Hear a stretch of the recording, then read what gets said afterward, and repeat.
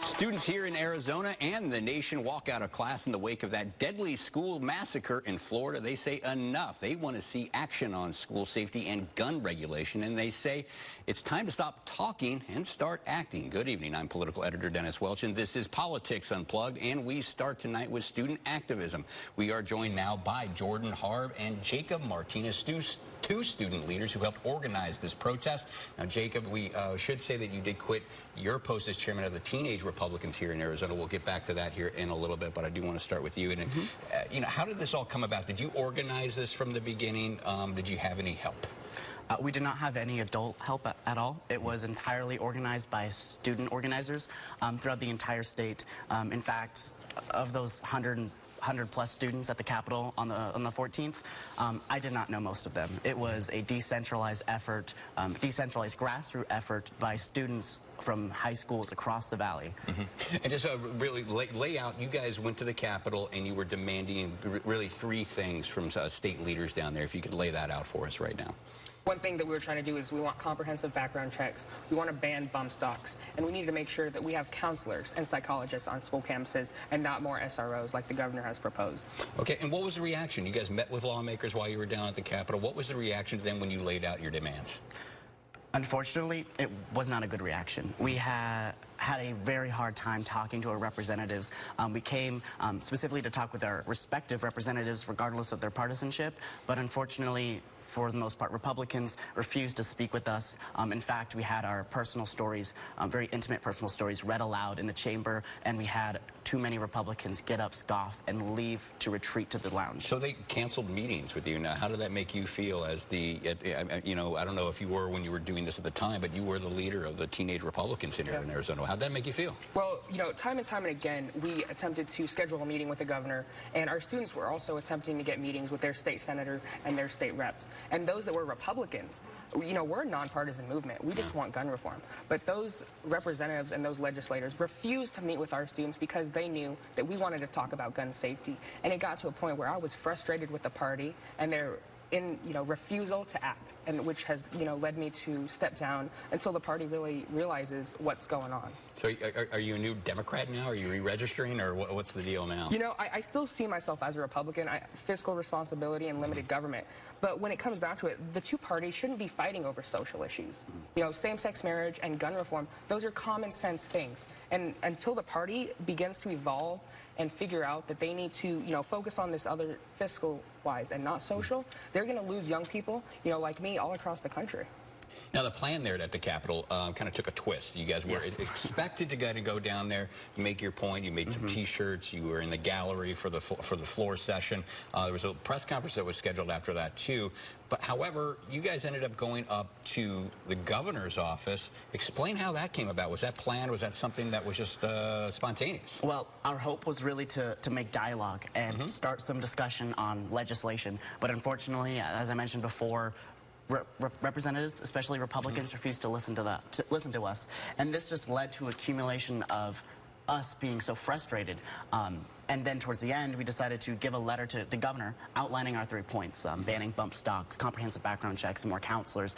And when we went up to his office, we were met with condescending staff, a refusal to meet with the governor. At the time, we did not know he was in the office, but how we were treated was unacceptable. We were treated like children, and we were so fed up with how we were treated all day that we just decided to sit down and have a sit-in. Now, I caught up with the governor on Thursday, and I asked him about the meeting with you guys, the fact that he didn't meet with you. I'm going to play that clip for you right now and get your reaction on the other side. They came by the office unannounced. They had a letter for me. We accepted the letter. Typically, that's how we do it. When we schedule a meeting, I make the meetings. Okay. So he says you guys should have scheduled a meeting. What do you say to him? We did. I was in constant communication with his staff, attempting to schedule a meeting and open those lines of communication, and they were denied. And even at the sit-in, we scheduled a meeting through the proper channels in front of his staff, and his staff promised to relay the message that we expect to meet with him before the 24th. Okay, but you guys did not have a scheduled meeting going into this day, though. You had only been trying to. Yes, sir. Okay, so during this sit-in, it lasted about 2 hours, you guys also became pretty upset because he was tweeting during this sit-in, but he wasn't tweeting about gun control or gun violence. What was he tweeting about? He was tweeting about the Cardinals. And that's not okay. We were there because we literally are fearing for our lives every single day. You could feel the emotion in the room. We, the youth, are scared to exist in our schools. We're scared of dying every day, and watching him tweet about the Cardinals while we're in there demanding action was just a blow to the face. Now, I did talk to the governor about that as well, and he said he can't be expected to know everything that's going on in his office, especially if he was out of the office, because he was not at the Capitol that day, to be fair to him. What do you say to his response to that? Governor Ducey, if you are not aware of what's going on in your office and you're not aware of students there trying to make a change, then we're going to remember that in November. Now, he is starting to lay out, and he intends, I believe, on Monday, he's going to lay out some gun legislation. From what you have seen from him, from what he has tweeted out, from what we expect, are you happy with the response that you're getting from his office right now?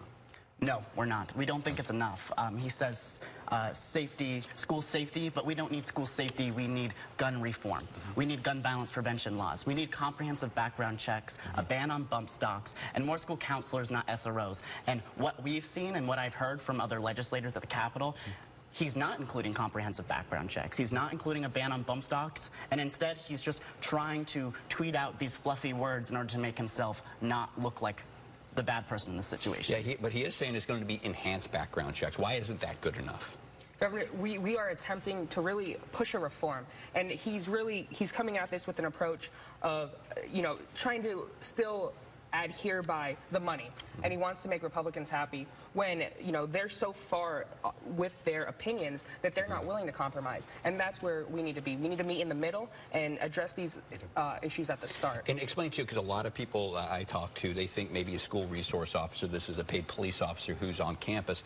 Why is that a bad idea? A lot of people I talk to think it might be a good idea to have someone on campus. Why would you guys oppose something like that? Well, for one, we already have student resource officers on campus. We don't need $2 million more of them. Additionally, they are not good for kids of color, especially in low-income area, because too many times, because schools don't have enough resources, the SRO disciplines, and that leads to arrests. Additionally, the majority of, or many shootings here in Arizona that happen in school are suicides. Just 2 months ago, a 14-year-old boy shot himself in his school bathroom in southern Arizona. And I'll tell you right now that an SRO or an armed teacher is not going to stop me from blowing my brains out. SROs, armed teachers don't get to the root of the problem, because all of these shooters are students who are suffering, who are depressed, who need help, and counselors can stop it from even happening. Okay, now we're less than a minute for this segment now, so we're going to start wrapping this up a little bit. What's next? It looks like there's gun legislation that's going to be moving through the Capitol next week. You guys don't seem to be very happy with this. What steps are you taking? I think we're going to continue to fight until we reach, our goals. When it comes down to it, our lives are at stake. And until we feel that we're safe in the environments that we're put in every single day, we're going to keep fighting. And if that means it goes until August and to November, until the election, where we have to get these people out of office to really enact change, then we're going to do that. And we're willing to fight until then. All right, final word on this. Anything planned for next week? Not that I am going to comment on, but other than the march, I'd like to relay a message to the governor and the rest of Arizona that if our messages aren't heard, we will have those messages be heard at the march in front of tens of thousands of people in the entire nation. And we will be registering people to vote. So if they don't listen to us now, they will listen to us at the polls. All right, well, thanks a lot for you two for joining us here today. But we do have more politics unplugged just ahead. And education advocates tell the governor it's time for a plan. They are looking for answers about teacher pay, technical education, even all-day kindergarten. A closer look at what they think the governor needs to do right now.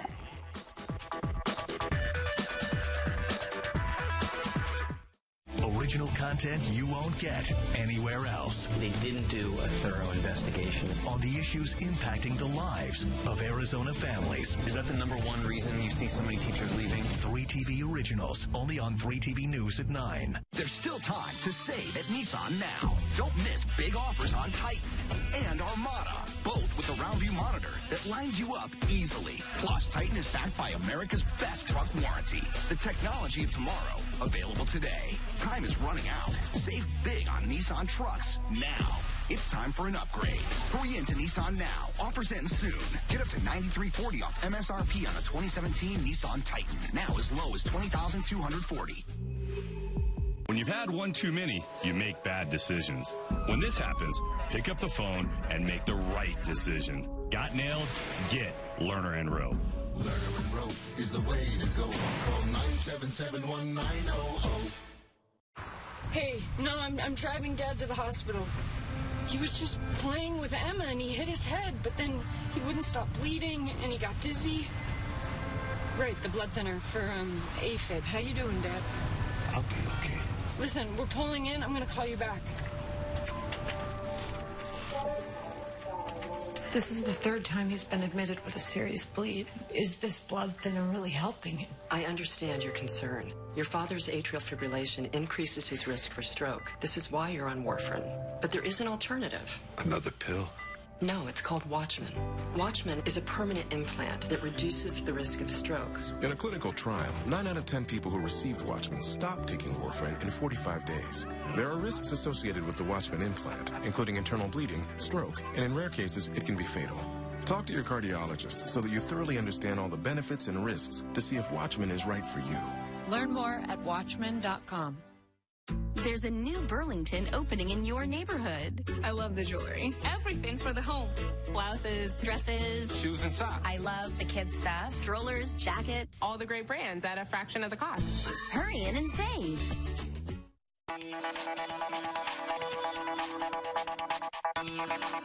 Our students are starting out behind.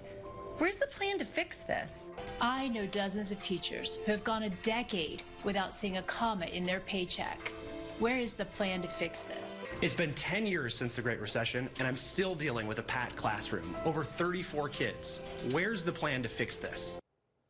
From all-day kindergarten to teacher pay and classroom-size education advocates say it is time to see a plan. And in a new video, they call on the governor to give them something to work with. And welcome back to Politics Unplugged. And with us to talk about this call for the governor to present a comprehensive education plan is Julie Erfle, spokesperson for Arizona Schools Now. Thank you very much for joining us.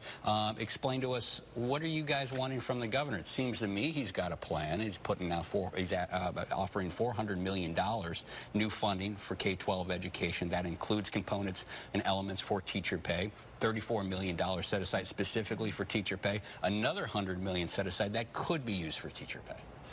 So we don't really see that as a plan to address the bigger issue, Dennis. I mean, during the recession, about $1.5 billion, and billion with a B, was cut from our public education system. We're now 10 years removed from the Great Recession, and we've only restored a very small portion of that $1.5 billion. That was mainly through Prop 123, but we still have $1 billion left that has not been restored. And even if we restore all of that money, of which, by the way, there is no plan to restore that funding, we will still only get us back to 2008 levels, and we were nowhere near the national average in 2008 either. Sure, but to be fair, it was a long recession. Cuts were made everywhere about that. Where's the money going to come from to restore all those cuts like you want?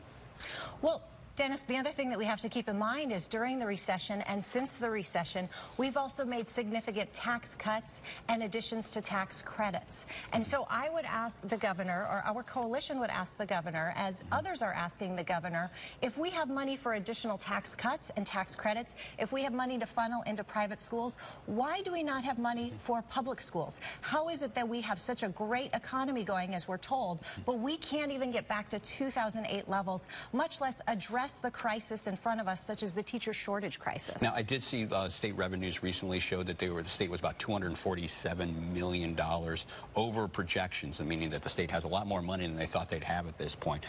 Have you been putting pressure on lawmakers to put that money, to steer that towards K-12, towards teacher pay? And what has been the reaction to that? Well, it definitely needs to be steered towards teacher pay, but unfortunately, we're not confident that that over $200 million is actually going to be there, Dennis, because they have a whole slew of additional tax cuts and credits that they're also trying to pass, which again decreases our revenues, which means fewer dollars available for K-12. Well, we'll never solve this crisis, and it is a crisis, and we will never solve it if we don't address it in an adequate manner, if we have no plan to actually take us forward. And right now, there is no plan. Has the governor been soliciting any input from your group, from other teachers? What has he been doing? Not that we're aware of. So our coalition represents about 14 different organizations. That includes teachers, school board members, parents, grassroots groups. We have not had, I would say, any dialogue with the governor about this plan. And that is actually why we're pushing this, not just this video, but a petition, is we are getting really fed up. Obviously, you can see it with the way that teachers have organically organized themselves, students are organizing, parents have organized. They're getting very frustrated. They want to see leadership. And Dennis, the governor has led before on difficult issues. He led recently on the opioid crisis. What we are asking for simply is for him to call together leaders of both parties and come up with a bipartisan plan to address this crisis. So, I mean, you know, there are a lot of competing, there's a lot of competition out there. We're talking about school violence right now, gun legislation. That's going to probably come with a price tag. What reasonably do you think you could get out of the governor, out of the legislature this year? Well, unfortunately, we don't have high hopes out of the legislature this year, to be quite honest. We're right now just trying to get them to not pass additional tax cuts and credits to take even more money out of the general fund. We're trying to even just put a stop on that. And right now we're having trouble even putting a stop on the draining of funds. So how do we ever get back? So what are teachers talking about? They may be talking about drastic action. I've talked to some teachers. They say that what happened in West Virginia with the teachers there going on a strike has really been inspirational for them. Is this something that could be happening here in the near future, or is this more of a threat that they might do this? I've never seen this kind of momentum from teachers before. I've never seen this kind of momentum, period. I mean, people are really very fed up. And for the first time, I think, you see voters who are drawing a very clear line between these tax cuts and credits and the fact that we have no funds for public schools. And they're going, you know what, we just don't buy this anymore. We need change. We need a plan. And I don't know if they're going to strike, but I think it's a very real possibility. I think that they have had enough. They have been so frustrated. They have been so beat down. And because they see no leadership coming from the governor's office or elsewhere, they may just strike. And do you feel like these protests, you know, are working on the governor? Because I know that they followed him out to a radio station in Phoenix and stood outside there while he was there. You think that has you seen any change in attitude from the executive office? Not so far. We really haven't, but I think that that may indicate that the governor isn't really listening and maybe doesn't take it seriously. I don't anticipate that these groups are going to go away, though, whether it's our students, whether it's our teachers, our parents who are organizing. I think it's just going to continue and get more and more and more, and it's going to be even more difficult for the governor to ignore that. And what do you see? But there are some ads out there, some campaigns out there that are touting how Arizona is actually making progress here in Arizona. What do you guys think about that? Well, I think it's fantastic. Arizona is making some progress, and it has everything to do with these phenomenal teachers that we have. So then why aren't we working to keep those teachers in the classroom? Why are we instead saying, well, we love you, we think that it's great that you're doing great work, but we're going to continue to not invest in your classrooms. We're going to continue to make it very difficult for you to stay in the classroom. All right. Well, thanks a lot, but that's all the time we have now for this segment. But we do have more Politics Unplugged up just ahead. Stay with us.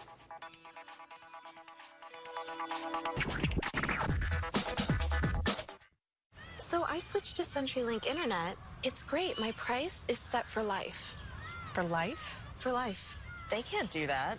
Yeah, no contract either. What, no contract? No contract. They wouldn't do that. No, they wouldn't do that. We did that. Guys, I'm telling you. Introducing CenturyLink Price for Life Internet. With no contract, no bundling needed, and no rate hikes. Keep your rate as long as you keep your plan. Switch now at CenturyLink.com.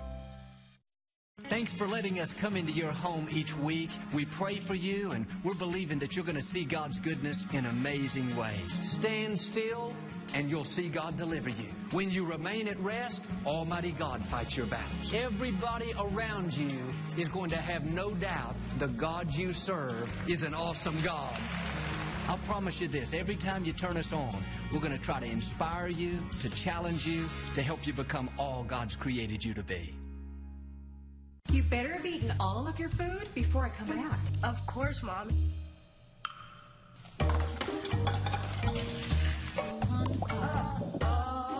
As a mom, I know there's always a kitchen disaster lurking around the corner. Thank goodness Plumbing Masters is available 24/7 with award-winning affordable service. And I know they'll get the job done right with their awesome 93 or it's free drain clear guarantee. Call 331-0001. Plumbing Masters will get the job done. We know car accidents don't always always happen Monday through Friday.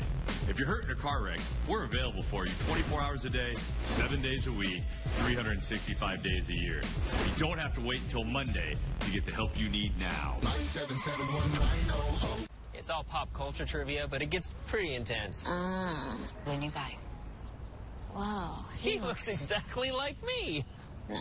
Separated at birth much? We should switch name tags and no one would know who is who. Jimmy, you seriously think you look like him? I'm pretty good with comparisons. Like how Progressive helps people save money by comparing rates, even if they're not the lowest. Wow. I mean, the outfit helps, but pretty great. Look at us.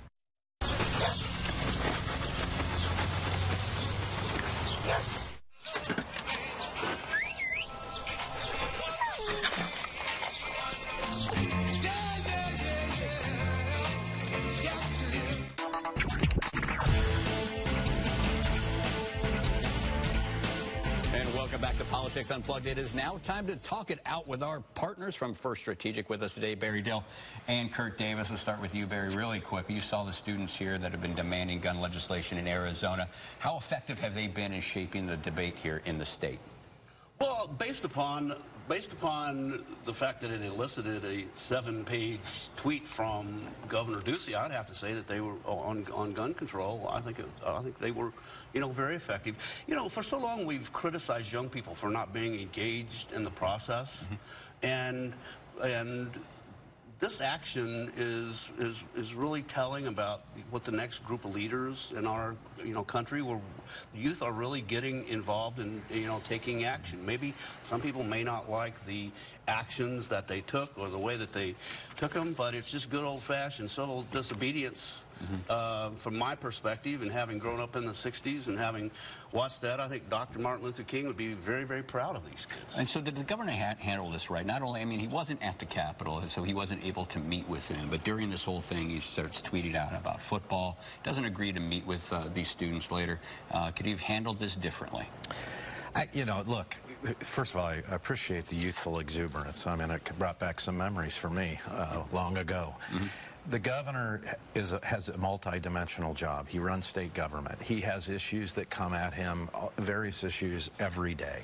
He deals with a complex schedule. It's not as simple as just saying, oh, I'm going to go out and meet with folks. And we ought to be clear about this. He has been working on this issue. He's been having meetings at the Capitol related to this issue, including some of the issues brought up by the students.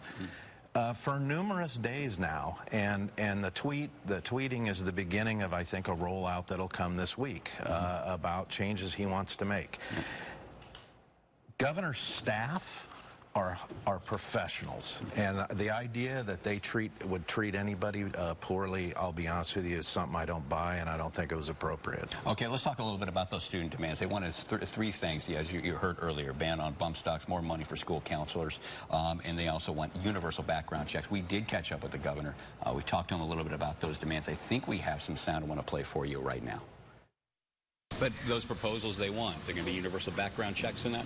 We're going to have improvement, dramatic improvement in our background checks. But let us get the details to you so you can see how much better this is going to be than what we have today. Okay, now that was the governor I was asking about those proposals for the students, and he seemed to indicate that universal background checks are not going to be part of this legislation. Kurt, this has 90% approval rating with the public. Why won't he just do this? Seems like a slam dunk. It's a lot more complicated than what it sounds like. You can't just wave a magic wand. We already have current laws on the books that need stronger enforcement. I think you'll probably see him talk a lot about that, is my guess. But you have private sales and other things. You have gifts from relatives. It's a lot more complicated than just telling people, hey, do you like universal background checks? I can get a plus positive in any poll using certain lingo. This is one of those cases. Well, you seem to be saying, like, you can't do it because it's too hard. No, is that an excuse? You want it to be effective and actually be implemented, and not and if your current background check system and by the way, 90% approval rating with the public, though. They want this. But if I went out and said 90, I can get 90% approval for saying I want free cheese for the public. I mean, you can play these games all day long. You have to actually implement policy that is complicated, and you first better shore up and do what currently is in the law. But this isn't free cheese. This is kind of legislation out there. This is different. And when you ask them about that, they're overwhelmingly, again, 90% of the public say they want something like this. If you also go and you describe to the public that you already have background checks that, quite frankly, their system is not working as it should, should that be shored up, you'll get a 90% approval for that. Explain why it won't happen, and more than likely why the majority of legislators don't want it to happen. And that's the National Rifle Association and their money that has infected the moral judgments of people making decisions. Okay, so what can happen? We've seen some of the details from the governor. He's tweeting out. It looks like there's going to be some more money. He's going to enhance background checks. There might be some more money for school resource officers, some more money for school counselors. What do you expect? I really like to focus on, I'm certainly no expert, I really like to focus on resource officers and more counselors because as the one young man spoke about earlier, many of these shootings are student related. And when you have one counselor looking over 400 kids, my wife used to be a public school teacher, and 20 years ago, there was a lack of counselors, and there's even more of a lack of, counselors now that can see and identify. It's their job to identify these troubles at home and to get these children help and the right kind of treatment that they need. And, we also heard the students say that it's SROs, school resource officers. They're not there. They're not going to help some kid, if they're contemplating suicide. We also saw in Florida, we had a school resource officer there on campus who didn't go in and face the shooter. Is this a good allocation of money? Well, remember, there are a lot of schools in Arizona that don't have school resource officers now. And again, if you're the governor who's been meeting with experts on these issues and contemplating different strategies, there are those that will say, let's at least level base so that Arizona schools have school resource officers. He's doing exactly what a good governor should do, which is prudently go about getting expertise and informing him before he makes judgment calls. Okay, I want to move over to the other issue here, education. Obviously, we were talking a little bit earlier, it's about $247 million more the state has right now than was projected. Kurt, do you think a lot of that money is going to be going to K-12 education, or do you think the governor's going to stick with this plan the way it is?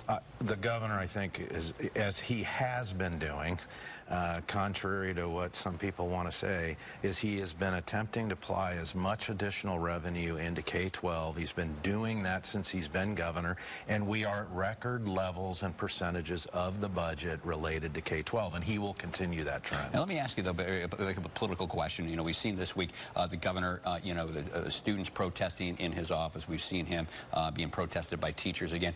This is an election year. Stuff like this, it's not thought that he is vulnerable right now, but if this continues, could he become vulnerable come November? Well, at the moment, the governor's team seems to be kind of running against themselves, and this week they kind of lost amongst themselves.